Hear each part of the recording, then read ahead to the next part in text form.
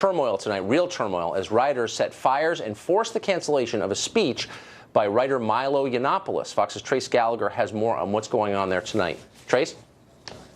And if you look at these pictures, Tucker, you can see, I mean, these guys are burning flags. They are busting windows. Right now, the entire campus at UC Berkeley is on lockdown. The police are trying to disperse the crowd, but so far, they're not going anywhere. You can see the fire right there. The teachers or the administrators are up on top of the building trying to spray fire extinguishers down. This was all over a speech by Milo UC. As you said earlier, he, of course, is a Breitbart writer. And the push tonight was to start this push so that campuses like UC Berkeley that are considered sanctuary campuses, which means they harbor illegal immigrants. They will not work with the federal government when it comes to illegal immigrants. They were trying to start this push to get federal dollars taken away from these UC campuses.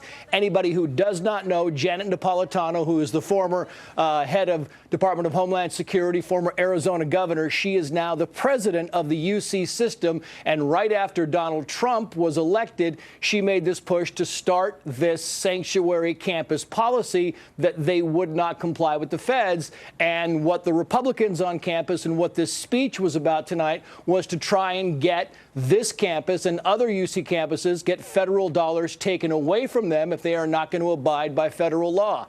This speech was supposed to start tonight at around 6 o'clock. Well, they canceled it at 5 o'clock. The riots really began around that same time. And now you can see the crowd, it seems to be dispersing. Half the signs are anti-Milo signs. The other half are anti-Trump signs. So there's clearly a bigger issue going on here. The young Republicans on campus who are putting this thing on were told they could have the speaker, but they would have to pay the costs of the extra security. And they said fine. But of course, the protests, as you can see, have been ongoing now for a couple of hours, and police are having a difficult time trying to disperse this crowd. But the entire campus remains on lockdown tonight, except for these people who apparently won't leave. Tucker.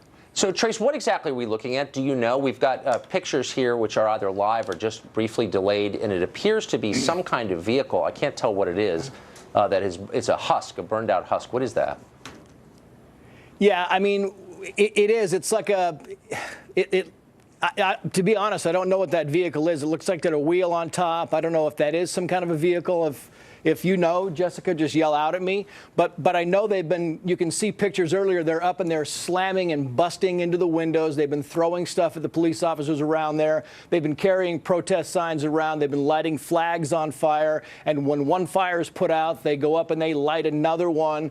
Right now, they look to be just kind of like standing around. But there is clearly an element of this crowd that is trying to stir things up.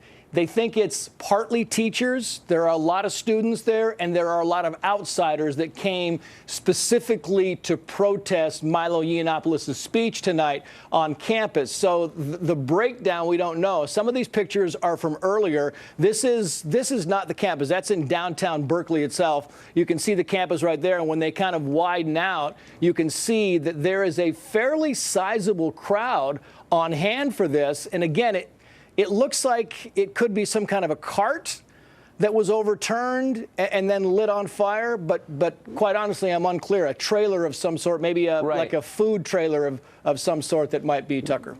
With the tires burned off. These pictures are a little confusing, Trace, because there's no evident law enforcement presence. People are standing around this burning vehicle like it's a campfire.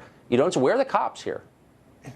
They're there. I mean, it's kind of hard to see them, but we've been watching this for a while now. They're there. I just don't know exactly where they are. I mean, they were inside the building. They were on top of the building. They were surrounding this.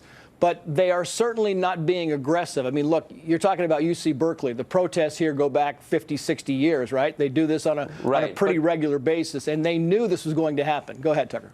I don't think we have the pictures right here, but earlier we had shots of protesters trying to ram something through a glass barricade, through a glass door, which does seem a little over the top.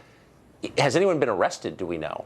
And how's the state responding to this? The city of Berkeley? We don't know of any arrests so far. We have not heard of any arrests so far We know that, and you can, I don't know if that's tape or live, that's videotape from earlier. You can see they keep lighting these. We don't know of any arrests so far, but again, this is all kind of a fluid thing. We don't know the response from the state. I mean, UC Berkeley has its own force. They've brought in some, we know they've brought in some local police from around the area to patrol this, but they're kind of in a backed off position right now. They've told people that to leave. This is kind of a lockdown situation. But as far as tear gas, as far as going after and pushing some of these kids away and these teachers and whoever else might be a part of this crowd away, we haven't seen that yet. But we do know there is a police presence. Yeah, well, this is the new posture of American law enforcement during riots, hands off. And just to recap, so this began. And as you noted, there are probably a bunch of different causes for this, but it was certainly precipitated by a speech that was supposed to be given by Milo Yiannopoulos, who's a writer and a provocateur, a conservative, among other things. Where's he? Do we know?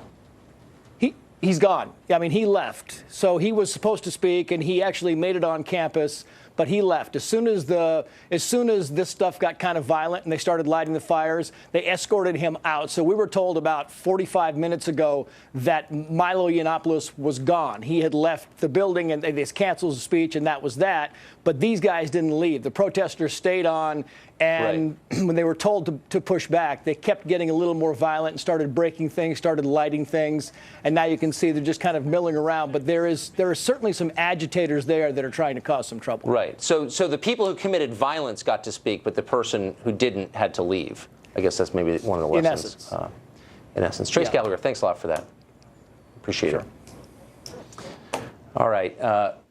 We are, again, if you're just joining us now, looking at massive protests in Berkeley, California, both in the city and outside the University of California at Berkeley, the flagship of the University of California system. Breitbart editor Milo Yiannopoulos, a pretty well-known figure among younger conservatives, was supposed to give a speech tonight. And you've seen protests outside a number of his speeches around the country over the last year, including at one of the political conventions this summer.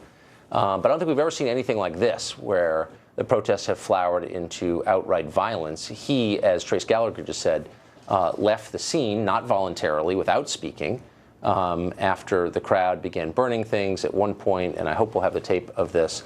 Protesters, rioters, were trying to breach a glass door with some sort of rolling object. There are reports that fireworks were thrown. We have tape of some kind of explosions going off in the bonfire there, and some sort of vehicle was torched.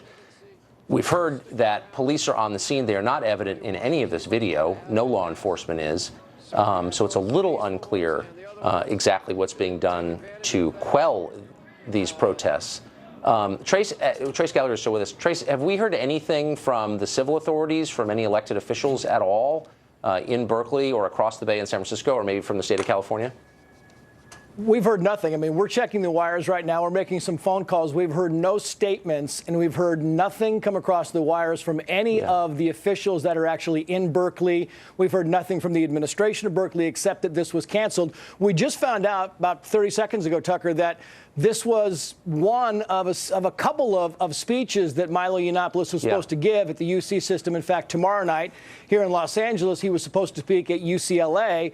Part of the same thing, right? To take the federal money away from these sanctuary campuses. Well, now that invitation to speak has been rescinded, so that will not happen tomorrow night because they're afraid the same thing might happen. But as far as response from any officials, either on the campus of Berkeley or around the police authorities, we've heard nothing except for the fact that it's on lockdown. The crowd was told to disperse. The event was canceled. Milo Yiannopoulos was taken away. But as far as what's next, what's happening, and what the ramifications are if you stay on campus and keep protesting, we have so far heard nothing. Tucker. So, I mean, the irony, of course, is that Berkeley is the cradle of the so-called civil rights movement. Rather, the free speech movement started in 1964.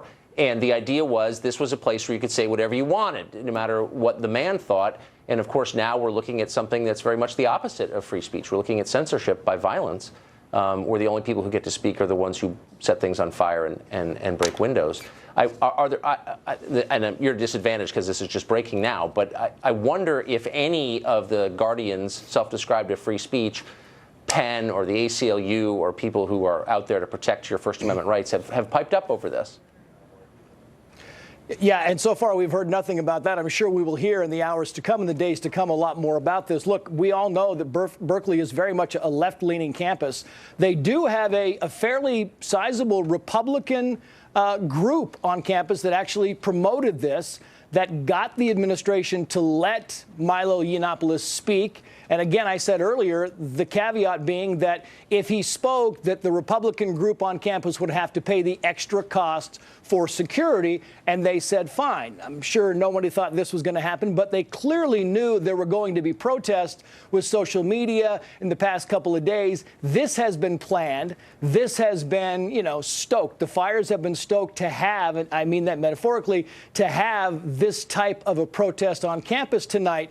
But nobody quite expected this. And as for who's handling it and who's in charge and what reaction we're supposed to be getting right now, it all seems to be a little slow in the pipeline. Tucker. Yeah, I've noticed that. I mean, obviously nobody's in charge. But what's so striking, if I heard you correctly, is that the group that brought this writer, and whether you agree with Milo Yiannopoulos or not, whether you can pronounce his last name or not, he is a writer with political views, which he was hoping to express. And you're saying that the school was forcing the people who were bringing him on campus to pay the cost of extra security, not forcing the groups holding the protests, the ones threatening violence, to pay the cost of security. Is that right? Can that be true? That's correct. That was the deal. Yeah, the deal was that they can have this, but they knew there were going to be added costs. So the deal was, if you want a controversial speaker to come on campus and speak, there will be protests. So they need to have security, and that apparently the Republican club decided that they would foot the bill for the added security. Again, we haven't spoken to anybody from this group, and we don't know if people from this group are milling around among these protesters trying to kind of get their point across as well. And again, we don't know the breakdown of the protesters. We know some are students. We know, we've been told, some are teachers, and we know that some are outsiders. The rest, we can't fill in the blanks because we just don't know enough about them right now. We do know that at some point tonight, this began getting very violent with the fires and the throwing things at some of the police officers and breaking windows and such. And again, we would say that, we don't know who the agitators are in the crowd. Are they outsiders? Are they students? Are they professors? We do not yet know that. Okay. Trace, I want to stop there, and if you'll just stay with us. We have Milo Yiannopoulos on the phone right now. We want to go to him. Milo, you there? Hi, Tucker. How are you? I'm interested in what happened exactly. So tell us. Our understanding is you were set to give a speech at UC Berkeley tonight. You knew there were going to be protests, and then violence erupted, and you had to leave. Is that correct? And fill in the blanks for us. Right. Well, we knew there was going to be protests from the social media activity. We knew from the police. I have a pretty good sense of when things are going to get a bit rowdy, and we knew that UC Berkeley was going to be a problem, not least because they have a big free speech problem. Obviously, it's a liberal campus, so they hate any libertarians or conservatives who dare to express an opinion on their campuses. They particularly don't like me. And so this evening we got into the building, started preparing for the show, and people started arriving in black clothes and masks. They were clearly carrying concealed shields and weapons and things. And then stuff started being hurled at the building. There were rocks being thrown, various other things being thrown at the building. Eventually, the ground floor was breached, and I was evacuated. Who evacuated you? My security detail. I have an excellent team of Navy SEALs, various other people, and some of the police from the local area. Tell me if I'm misreading this, but this looks like the nightmare scenario. This looks like political violence designed to squelch opinions the perpetrators of that violence disagree with. Am I reading it correctly?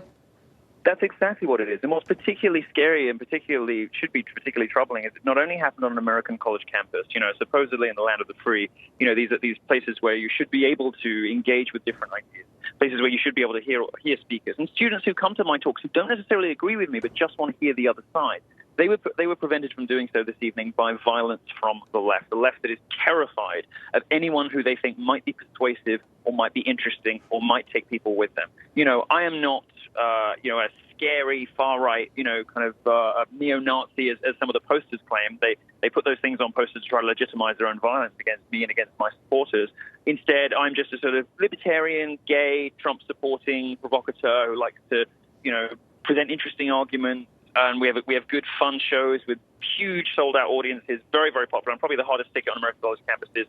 Students absolutely love me, but there's more loud leftist left that just cannot tolerate anyone popular on campus who does not subscribe to their own crazy views. I mean, I guess the point isn't what your political views are. I would be every bit as outraged and afraid if I disagreed with your views, and I'm sure I do disagree with some of your views. That's hardly the point. The point is your political views were squelched by violence, and the irony, of course, is that the people calling you a Nazi were using violence to intimidate you into shutting up, which seems like a kind of hallmark. These are people. Right. No, this is exactly the same thing happened when my book was announced. My book shot to the top of the Amazon bestseller chart within 24 hours of being announced, and people were saying they were going to burn, calling me a fascist. They really don't appreciate the irony of that. And of course, if you don't agree with my position, you should be particularly worried about people on your own side trying to squelch this stuff with violence. Because my whole thing is, the left is profoundly antithetical to free speech these days, does not want to hear alternative points of view, and will do anything to shut them down. My point is being proven to me over and over and over again. It's remarkable. Milo, will you stay with us? We're going to reset into the Hannity Hour, but we want to keep you there. So I want you to stay with us. We've got breaking news in progress. We're going to be right back with live coverage of what's going on in Berkeley, California. It is violent, and it is unfolding as we speak. We've got Milo Yiannopoulos, the focus of this violence, on the phone with us. Stay tuned. We'll be back in just seconds.